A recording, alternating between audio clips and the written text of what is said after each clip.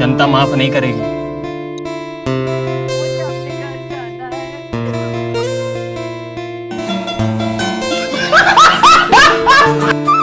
मारो मारो मुझे मारो मारो नहीं ये मजाक हो रहा है एक सेकंड यार मजाक हो रहा है।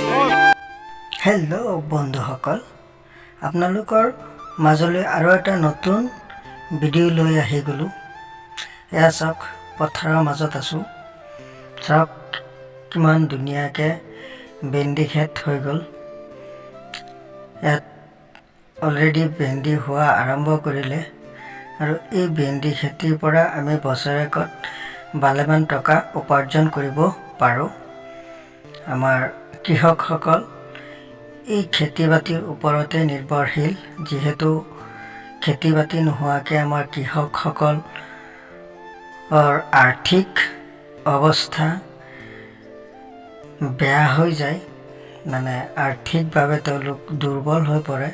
সেইকাৰণেহে তেওঁলোকে এই খেতিবোৰ কৰি বছৰেকত ভালেমান টকা উপাৰ্জন কৰিবলৈ সক্ষম হয় আৰু নিজৰ পৰিয়ালটো পোহপাল দিবলৈ চেষ্টা কৰে। এয়া চাওক বহুখিনি কষ্ট কৰিব লগা হয় আমাৰ কৃষকসকলে। এই খেতিডৰাত মানে আপোনাৰ বহুত কষ্ট কৰিহে এই খেতিবোৰ কৰা হয়।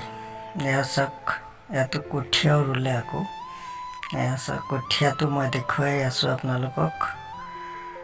এয়া আজি আকৌ আহি গ'লোঁ।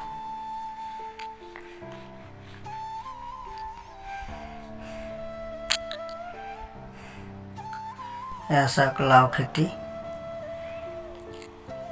লাও খেতিত মাজত আহি গ'লোঁ অলপ দেখুৱাবলৈ আপোনালোকক। চাওক সকলোৱে কৰিব লাগে খেতি বাতি। ধন্যবাদ ভিডিঅ'টো চাই কেনেকৈ